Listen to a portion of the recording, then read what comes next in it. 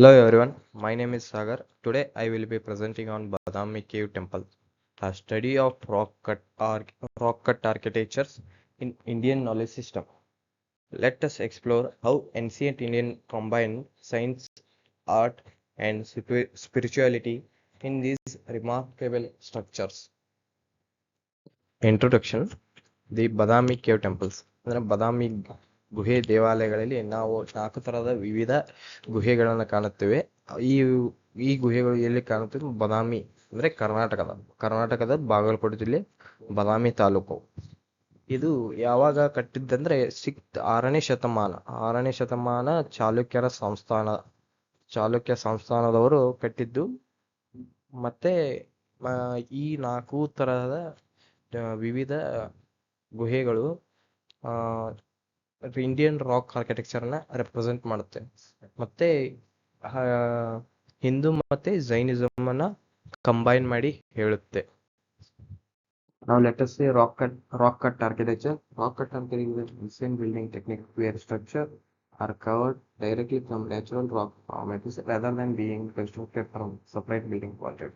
ಅಂದ್ರೆ natural rock ನ use ಮಾಡಿ ನಾವು ಇದನ್ನ ಕಟ್ಟಿದ್ದೇವೆ. ಮತ್ತೆ ಇದರ ಕೀ ಕ್ಯಾರೆಕ್ಟರಿಸ್ಟಿಕ್ಸ್ ಅಂದ್ರೆ temple, monastic and caves exhibited from solid rock pieces demonstrate exceptional engineering precision and planning requires understanding geology like many things.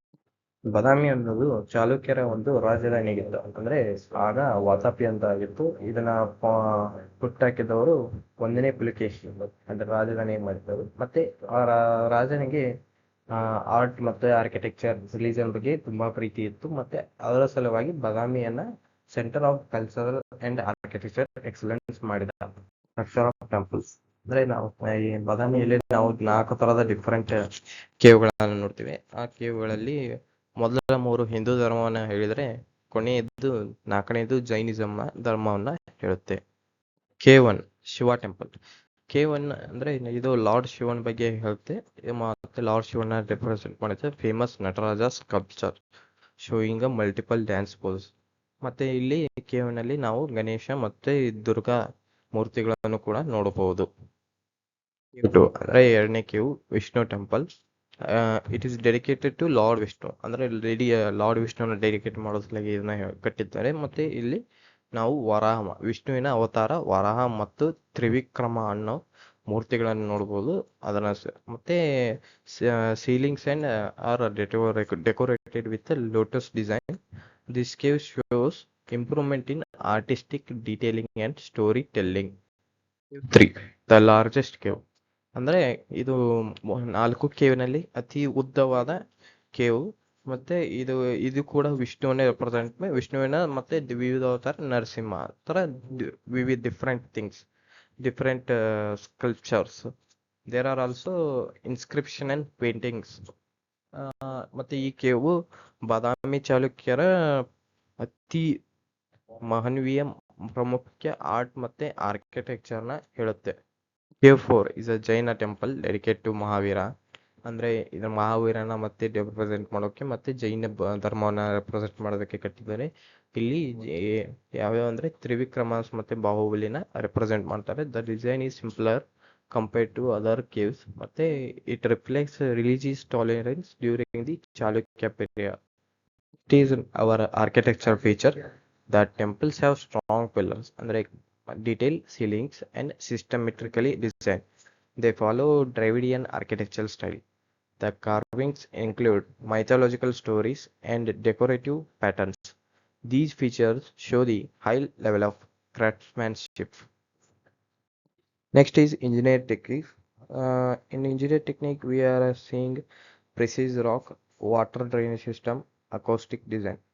Precise rock ಅಂದ್ರೆ ಟಾಪ್ ಟು ಬಾಟಮ್ ತಕ್ಕ using simple tools like hammer and chisel. Engineer used knowledge of geometry and structure of stability. These are all precise rock.